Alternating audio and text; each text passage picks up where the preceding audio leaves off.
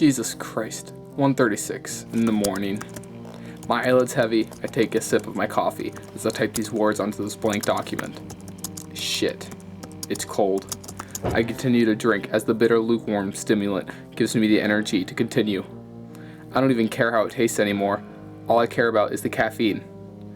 Why am I even talking about this right now? This paper is going absolutely nowhere. Does this even count as prose? This feels like the disillusioned journal entries of a madman. Write about a moment in your life that brought about a significant change in you. 3 to 4 pages. How am I supposed to write about a change in my life? I don't feel any different than I did 4 years ago as a freshman in high school. I know I'm different, but I don't think I can point to a specific moment where I made a change in myself.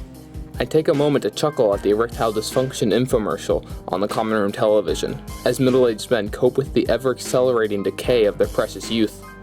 While I look upon these men with contempt, I realize that this will be me in 40 years. My cynicism upsets me.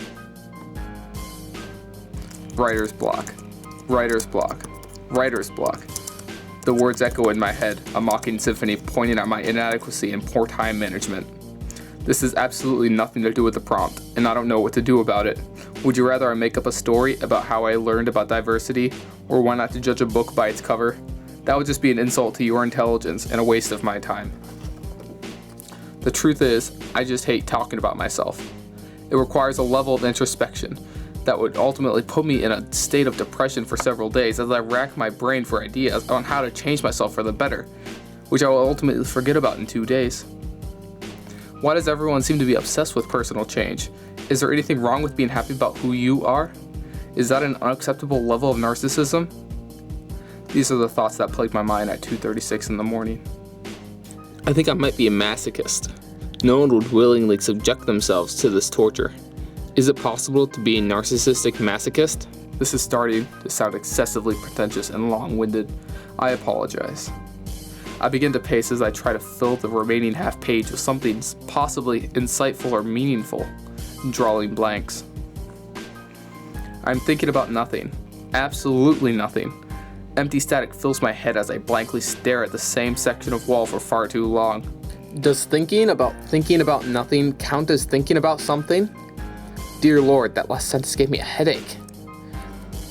Did I just write an essay about the act of writing an essay? The thought of reading this aloud in class tomorrow brings the thought of skipping to mind. I would rather have all of you assume I forgot to do this assignment than have to read my sleep-deprived ramblings. Why do I even care what you think?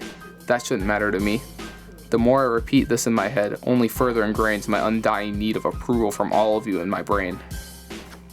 I crave your attention. I want you to remember what I wrote about. More than likely, I won't even pay attention to what you wrote tomorrow in class, because I'll be too worried about what I have to read to you. I think I've reached the peak of narcissism.